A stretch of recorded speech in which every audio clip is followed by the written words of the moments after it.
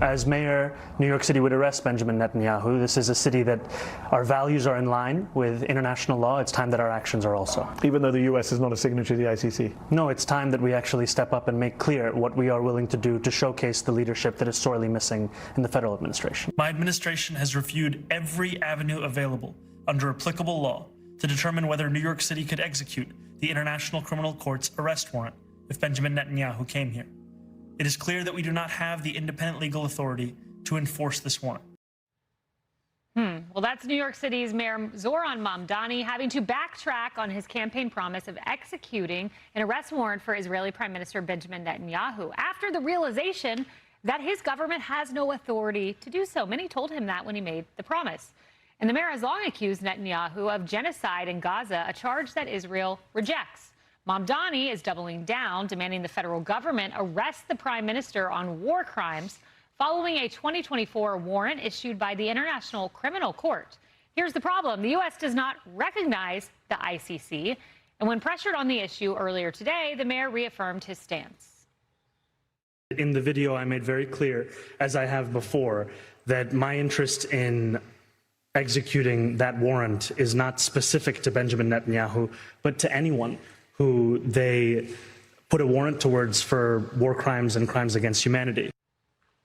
Mamdani has long alienated the Jewish community with his criticism of the Israeli government. This comes as anti-Semitic incidents in New York State rose almost 500% in the last decade. Mamdani's New York City accounts for almost 75% of New York's anti-Semitic assaults, harassment, and vandalism. A Jewish human rights organization is sounding the alarm on Mamdani, saying that this is no longer about Netanyahu. An excerpt reads this way: at a time when Jewish New Yorkers are experiencing alarming levels of anti-Semitism, harassment, and intimidation, they deserve a mayor who refrains from fomenting hatred against the world's only Jewish country while maintaining the fiction that this is not anti-Jewish. The same day, Mamdani doubled down on Netanyahu. He called out the entire Democratic Party. Mamdani stoked the flames of division within the party while speaking with Rolling Stone magazine. What is the Democratic Party if not its voters?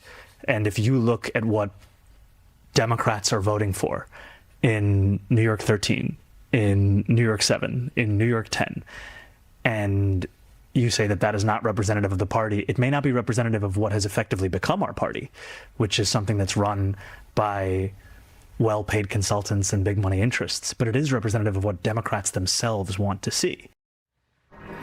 Well, it's as if it was meant to be, because precisely a few moments ago, the Wall Street Journal published Paul Morrow's piece on this very matter. Mamdani's foiled plot to kidnap Netanyahu. If he so much as tried, he might have found himself facing federal felony charges.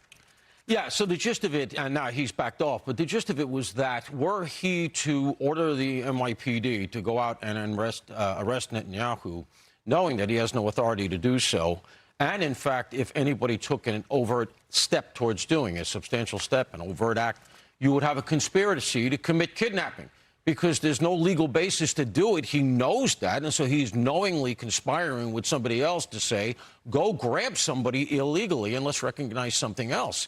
He would be, first of all, there's a statute right on point that says relative to heads of state that come here, you can't do this. But furthermore, he has stated, well, he should be tried in The Hague. So under his theory of what he would do here, as he was doing this performative nonsense that he has to know was not going to fly, he's going to kidnap Netanyahu and then put him on a plane and send him to The Hague to be prosecuted. There's no universe wherein that's going to fly. He knew it. It's all performative. And I think the tell here is that he knows there's no federal case either. There's no federal standing to do what he's advocating, yet he's doubling down, saying, well, we can't do it. I checked it out, but the feds should do it. He knows that that's not going to happen and can't happen either. He's continuing to lie. It's all performative. He's playing to his base. And all I've got to say, if he's so obsessed with Gaza and his base is so obsessed with Gaza, what are they doing to make Gaza better? Has he gone there? Has he done anything relative to the actual issue? That's right. Done nothing but grandstand. It's all performative. Let's just hope this DSA stuff comes and goes, because it's nothing but a drag on the American experience. And absolutely, accountability matters. I think it matters what you say on the campaign trail and when you mislead your voters, and that's what he did. Listen to Martha McCallum when she challenged him when he was running for office, suggesting he couldn't do this. Listen. You would arrest him if he came here if you were mayor? I've said that this is a city that believes in international law, and this is a city that wants to uplift and uphold those beliefs. What grounds in the United States could you arrest him on? As it has for Vladimir Putin, I've said that I believe that we should uphold arrest warrants by the International Criminal Court, and that we should do so only in abiding with all of the laws in front of us. I'm not going to make a new law to ensure that we can actually do this.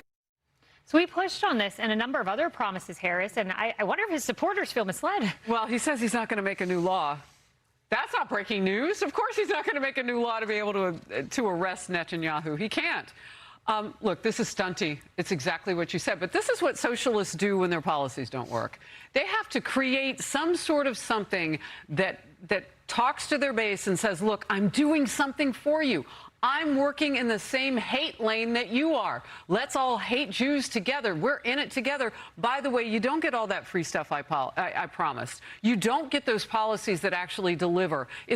Oh, and by the way, let's also hate rich people until they leave. I mean, this is stunty, but it's also bad. It's bad for the city. Yeah, and Mike Huckabee made no two ways about it. Of course, ambassador to Israel. Would be easy to say New York mayor is just an ignorant bigot, but he is not dumb. He's an evil anti-Semite who deliberately lies about serious things like genocide. And then he went on, Emily. Yeah, he's an anti-Semitic, conniving communist. Look, since the three of us, especially since we have to live in this anal gland, I want to point out a hypocrisy that this mayor is trafficking in that's very insidious. So recall when he issued an executive order here to ignore warrants issued under ICE's directive. He said it was a quasi-legal, extrajudicial process that had no application here in the city of New York. What do you call the International Criminal Court?